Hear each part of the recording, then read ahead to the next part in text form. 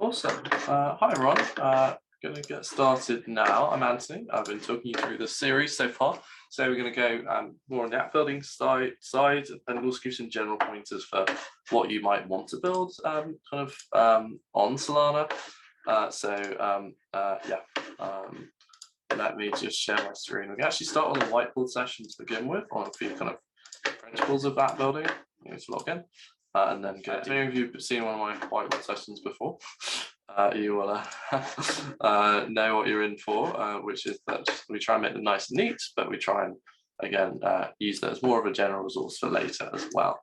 Let's say, any questions, please put them on chat. If you want to find me on Twitter, my Twitter is this. Do tweet me, mention you're attending this event, send a screenshot. I will retweet you and help you get a little bit of traction. Please tweet to me now. Oh, very nice. Our bootcamp. Hey, we have a Solana bootcamp happening as well. That is not the thing I want to show you. Okay, cool. So let us start. So this event is titled kind of building your first Solana project, which I'm going to start off by kind of giving you maybe some general tips towards that dApp building, and then we'll look at some specific code as well for doing it. Let's maybe put a little bit of a background. Cool. So we've talked about Solana kind of a few times, this obviously, and the specifics of building on Solana. And the first thing I'd say to remind you is that Solana is a fairly, well, it's a very low level way, or rather building on Solana is a very low level way of building a dApp, of building something in Web3. What does this mean? It means that you've got a lot of control, over things like security and bugs, but you have to do a lot.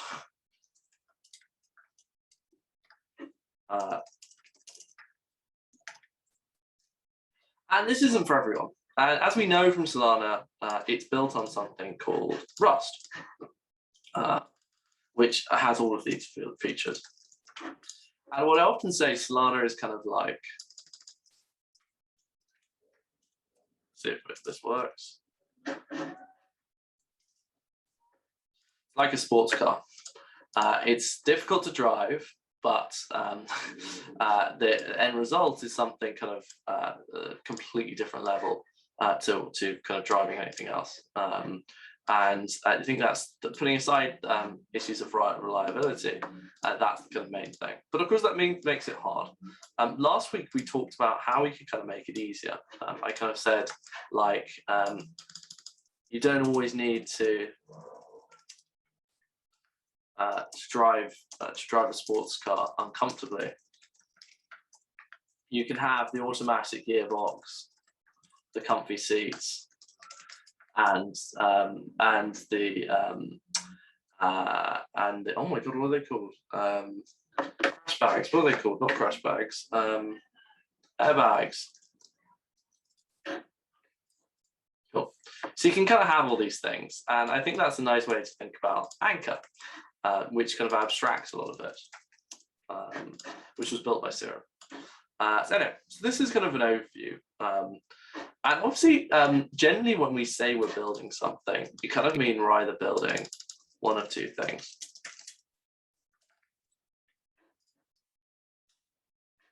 Either we're building something kind of tooling or infrastructure related,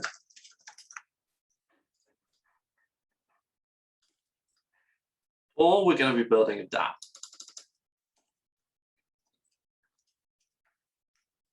A dApp application, or in Solana's case, a program, which is what we call a smart contract.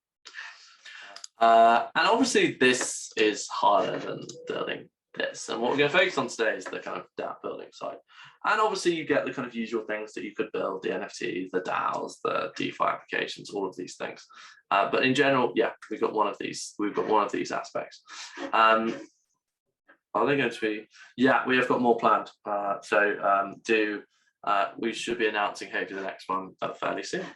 As I say, building Solana is very low level. You're kind of building one or two things, and obviously what you will need to kind of be quite good at is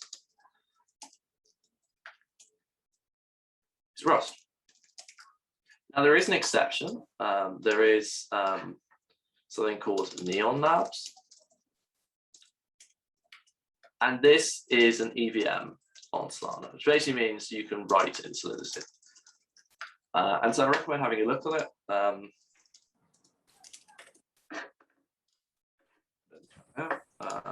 Worth playing around with. Great. These are kind of everything I want to say about the general kind of principles. Obviously, maybe we can talk about Jargon for a second. Say you've got a program equals a smart contract. Just see if I can get my Jargon buster up.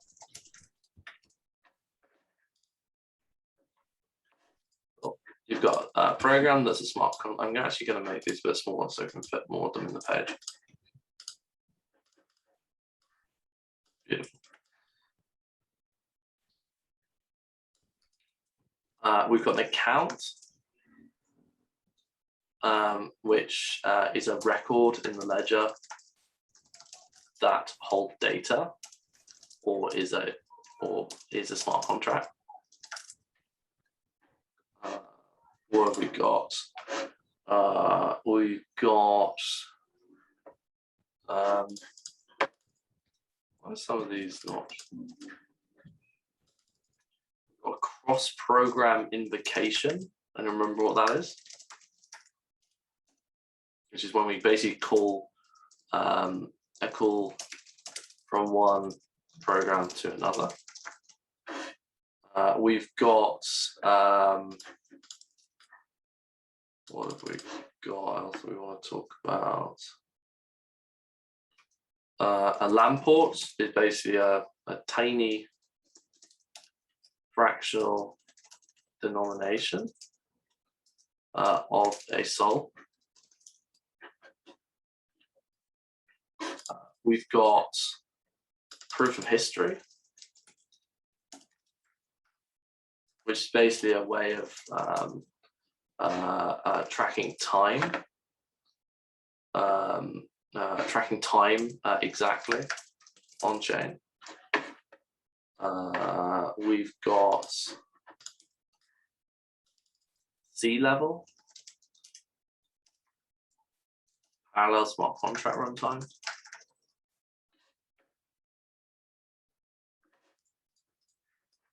We've got SBL, which is the Solana program library.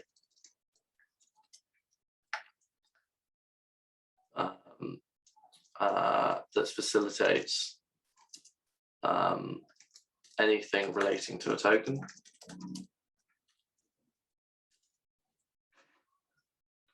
What else do we want to talk about? I might just extend this a bit. We have a cluster, which is a set of validators. And what else do we want to talk about? I'm just going to put these down here.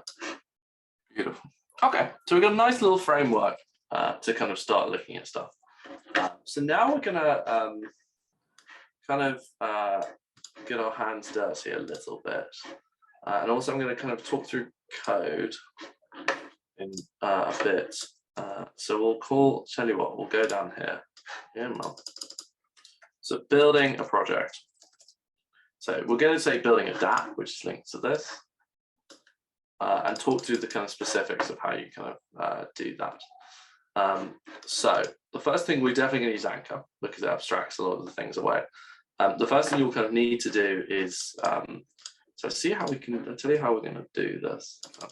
So step one is we're going to need to install Rust. That's a simple piece of code. We've looked at this pretty much in week 1. I wanted to have this code look more codey. That's kind of codey. It's not the right font, but actually that's beautiful. Beautiful. So This will install Rust for us, which is great. And when this kind of installs, so we're actually going to go downwards.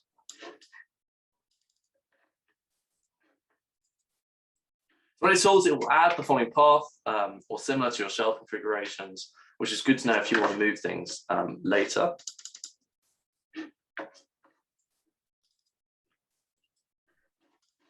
And obviously we want to check what version we're running, for people remember how to do that.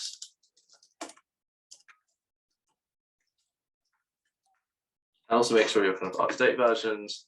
You can run any of these. Cargo, remember, again, does a lot of work for us as well. And has also a lot of kind of stuff off out the box.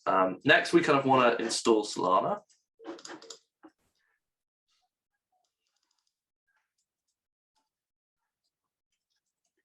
No need to follow this directly, guys. I'm not doing any live coding myself at the moment. I might do once I've got all this stuff on paper. And this is not a bootcamp. This is meant to just be a resource for you to use now and in the future. So we're going to run this little bit of code. And again, we can check installation.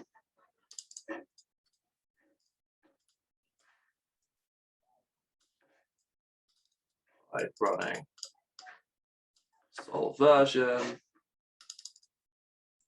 Also check that you can run a local validator by doing this. This will actually create a test ledger folder in your current directory.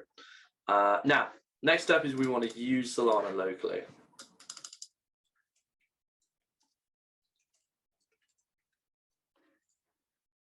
And to do this, we do Solana config set URL localhost.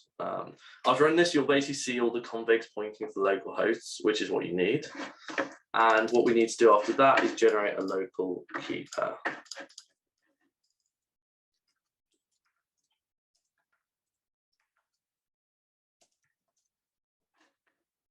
We're just going to do this very simply by putting Solana address. If you get an error, it means you don't have one.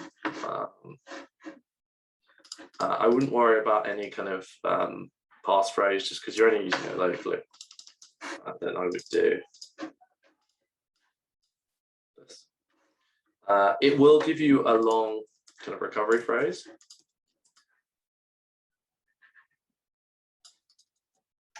It will give you a long recovery phrase that I would write down, even though you are only using it locally. Okay. Step 4, we need to install Anchor. Actually,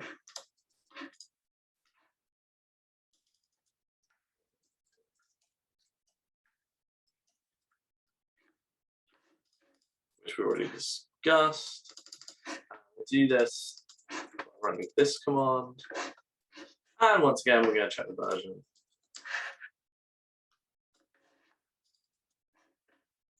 I like structuring this way because it gives you a clear sense of the steps that you have to do.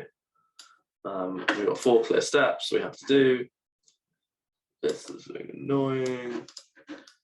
Yeah, clear steps and also kind of explains. We also need to install Yarn, which manages JavaScript libraries.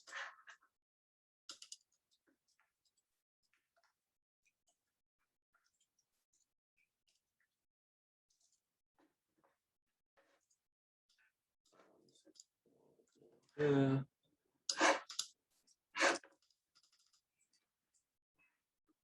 Cool. I'm just going to separate the code because these are on different lines.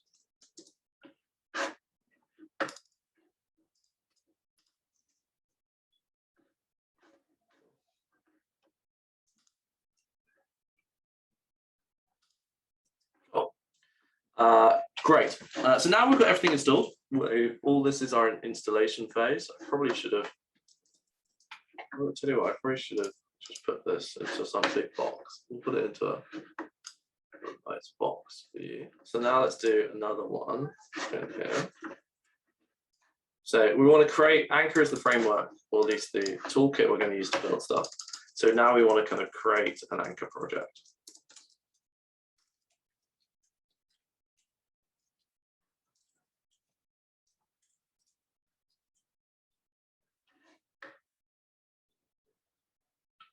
Cool. So what we're going to do, maybe some of you can already guess. So first of all, we're going to kind of go to our dev folder.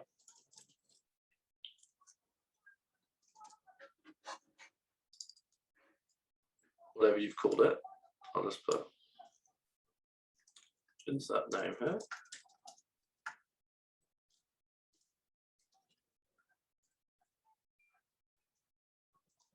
Let's just say it's called code. Well, no, I'll put. So, next, we're going to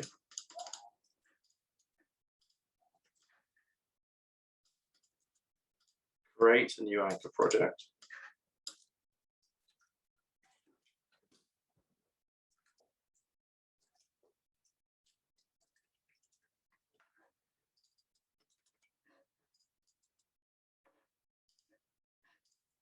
And obviously now we want to go into it. So we're going to do. I probably actually should write these. I'm going to write these as hashtags. So we have them nicely as notes for later. You can actually copy and paste this directly into your terminal. And then great. So if you remember, we talked about last week. This project has a bunch of things.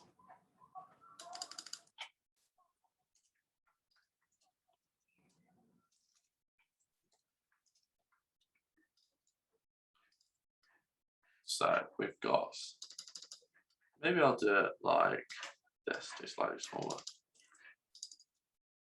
Too small. Programs, folder.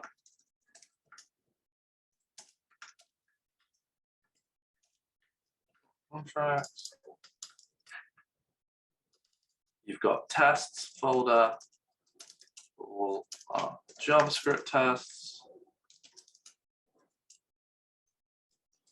that directly interact with our programs. We've got our Encode.toml config file helping us configure program ID. And we've got an app folder that will contain our JavaScript client. It's so thirsty, these man. Cool. Good. So now let us start building.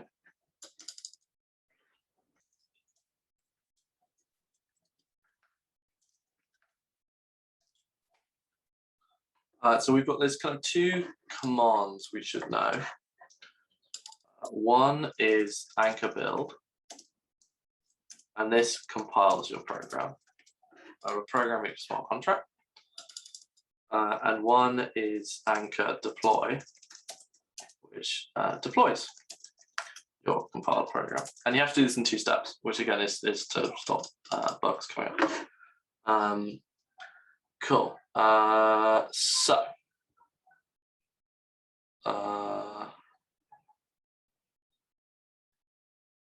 don't want to do that. Cool. What we will also need to do, actually I'm going to say it as an aside, just so you don't get confused. So I'm going to do running the local ledger. And for those who don't know what local ledger is, a local ledger is basically a simulation of a Solana cluster, so a set of validators inside your local machine. This means you can build locally and not actually have to interact with the chain. And it's quite easy to do one. It's just this.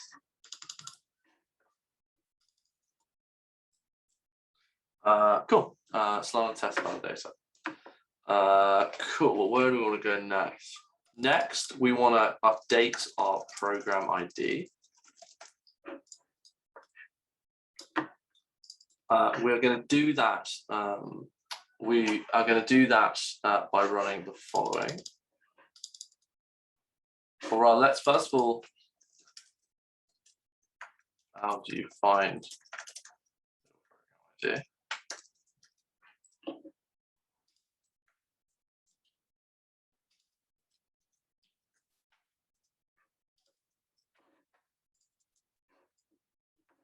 Run this, and we'll get some long string of output. Cool. Update it. Whatever you named your file, so in this case, we're going to call it Solana dApp. We're going to give a basically new kind of string. What we're going to do.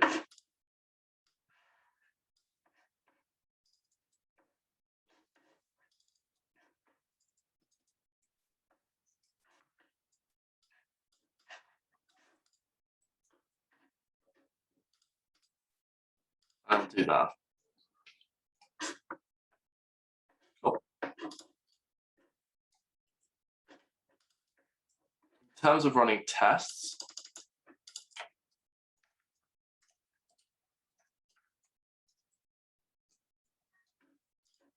we're going to go to you, or you will do.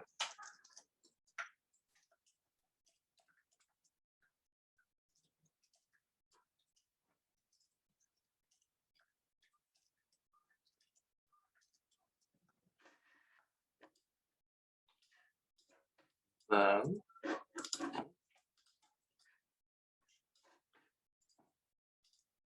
you will see this.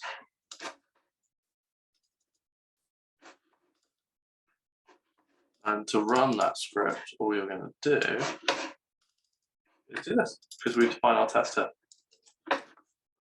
So we're actually going to do a basic app, which is a Twitter bot, which is kind of decentralized Twitter. So first, everything, if you remember correctly, everything in Solana is an account. So we need to define some accounts. Everything is accounts.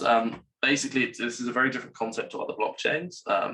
If you create a smart contract in Solidity and you ended up with a bunch of code, you can store data, interact with it. Any user can end up updating the data in the contract. You can't do this in Solana.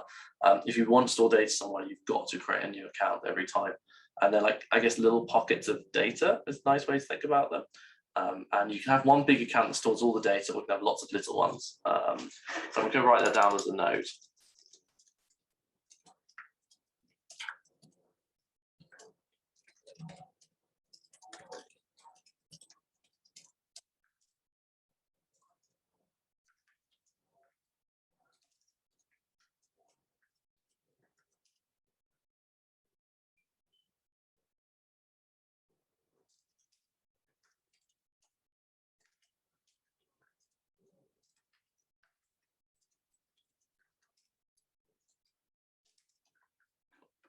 That's an important thing to say.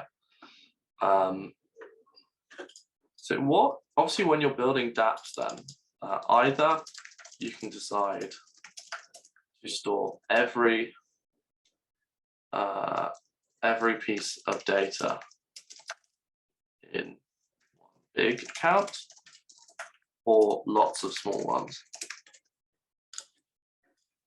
So therefore, if you're building Twitter, perhaps you would want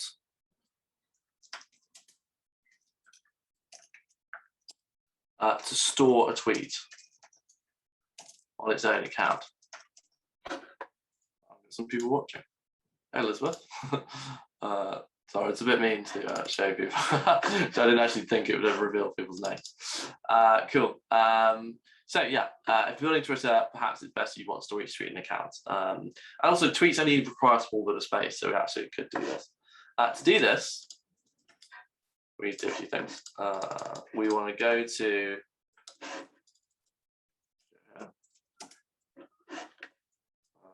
and we want to write the code like this.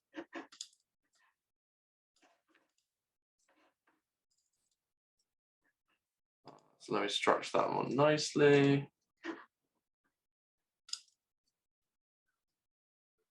Oh, that actually looks okay. Make it smaller. Okay.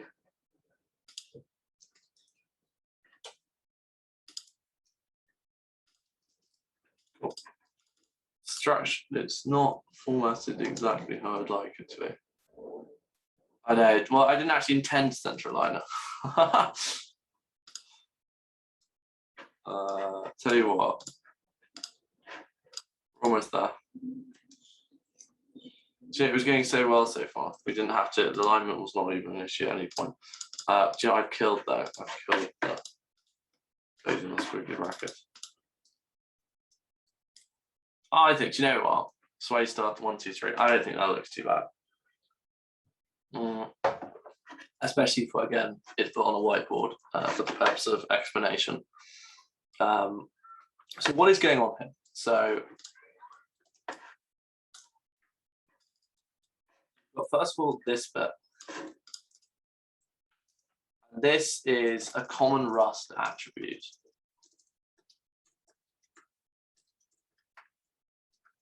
Oh, it's all gonna, I'm actually gonna center line it back.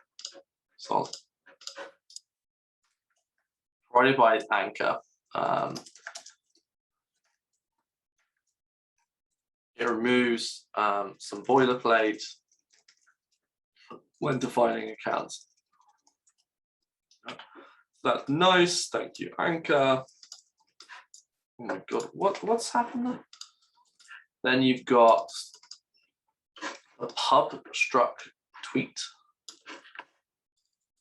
And this is just a Rust struct that defines the properties of the tweet. Everyone's familiar with structs. You've got author, which tells us the user that published the tweet through the private and public key.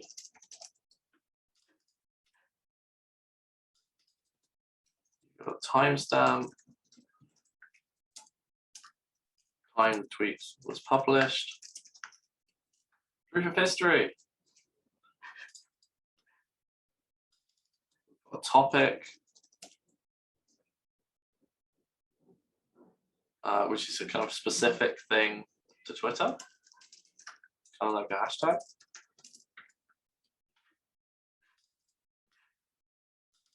And you obviously got the content, so like the 180 characters. Is it 180 characters these days?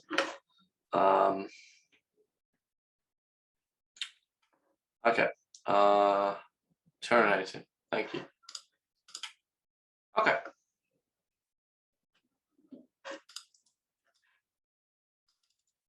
So, but why are we storing the author? Because we're basically storing, like, where is it? If you look at it, we're storing like who the author is, like inside the tweets, not the other way around. Like that seems odd. Like, why are we doing it this way? Well, the reason is because the owner of an account will be the program that generated it. And if we didn't have the public key of the author that created the tweet, we'd find no way of displaying this author later. Or allowing that user to interact with that tweet, like update or delete it. So that's just an important thing to kind of know.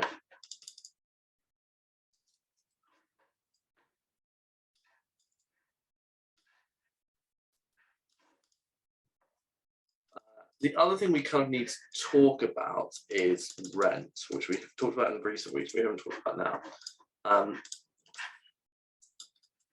now. Rent ensures everybody that adds data is accountable for the amount of storage they provide. And it basically says this.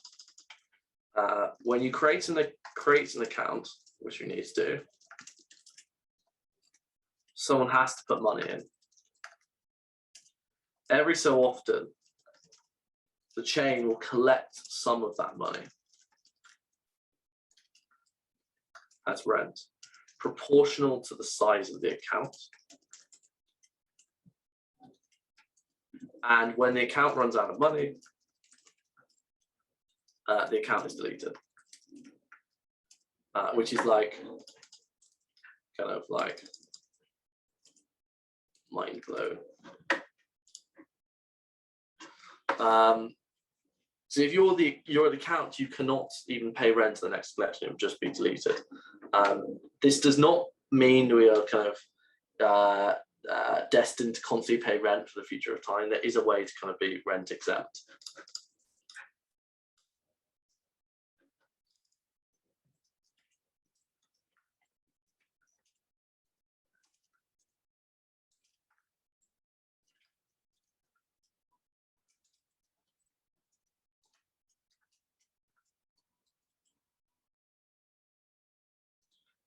You do this by putting enough to pay 2 years of rent.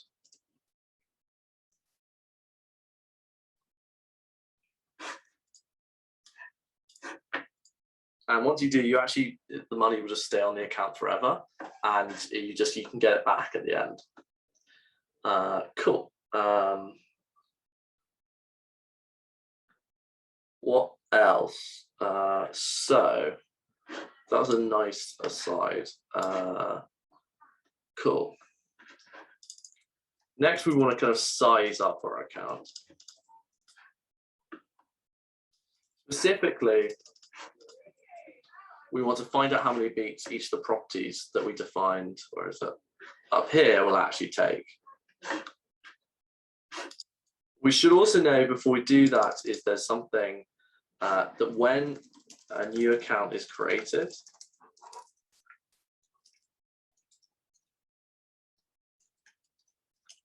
a discriminator exactly 8 bytes is added to the very beginning of the data. It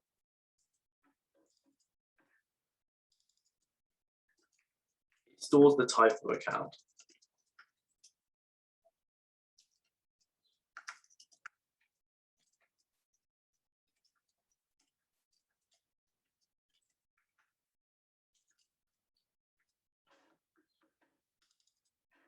And what we're going to do,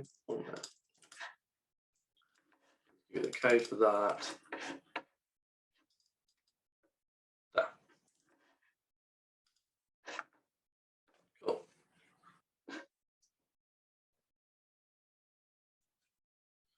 Oh, that's a bit ugly.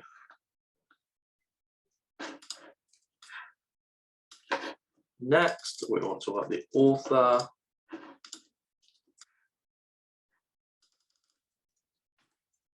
How do we find the public key?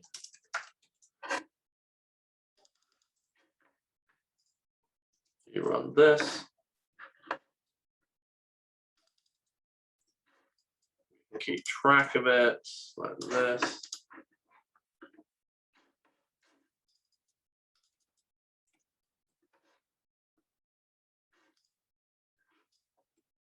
Oh no. We're also going to need a timestamp.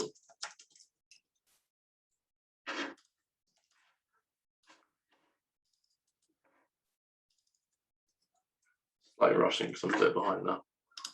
Like this. We're going to need a topic.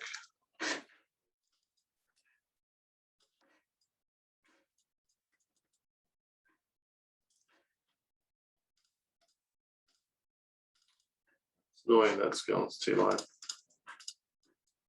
We need some content.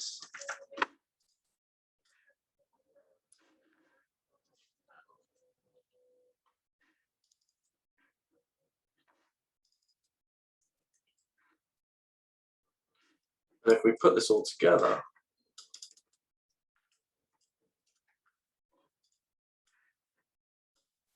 yeah, that's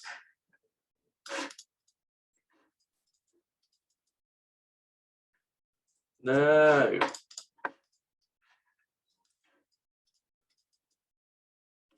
Left align time. Oh, that's painful. So let me give a set, then we'll talk through this. What this third section is doing, by the way, is defining an implementation block. Because in Rust, we kind of attach methods, constants, and more to structs, and therefore make them kind of like classes. I guess nice way to think about it. In this this block here, we define len, a len constant that simply sums up all the previous constants. That way we can access the length of the tweet. Very nice. So what this kind of shows you is that Solana is kind of forcing you to kind of think about storage. Again, for the sake of the chain, and also for the sake of things running faster. Our next kind of objective is having defined a tweet account, implement an instruction that allows users to send their own tweets.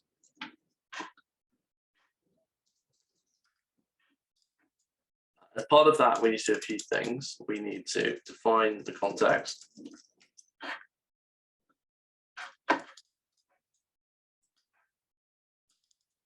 We need to have count constraints. We obviously need to have the actual logic.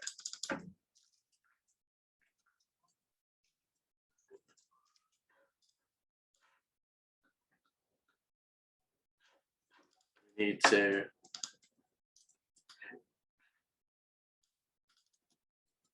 reject invalid data. And we also need to define an instruction as opposed to a transaction. A transaction is just lots of instructions.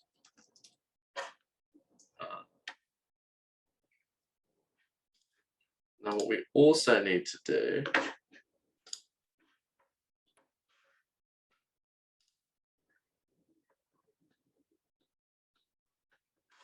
is test, which Solana and Rust makes us think a lot about.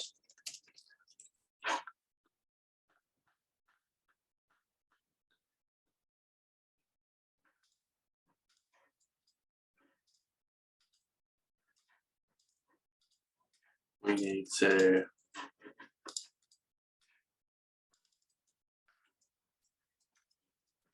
fetch tweets from the program itself. Obviously, we want to load them over time. And we also need to make a front end to interact with these. So quite a lot still to do to build the first dApp, and probably was a little bit ambitious to in 45 minutes. And also you've got things like wallet interaction. And we also need to look at deployment. Because we talked about that at the start, but we actually haven't done it with a big program yet. That is where we're going to leave things, I think. So more of a kind of refresher and kind of setting up the structure of building. We can go into more depth next time. Thank you very much. It's been a pleasure as ever. We look forward to seeing you next week. Any questions, you can feel free to drop me in chat or drop my Telegram in as well. And otherwise, we'll, that's not my Telegram. Otherwise, we'll see you very soon. Thank you very much, all.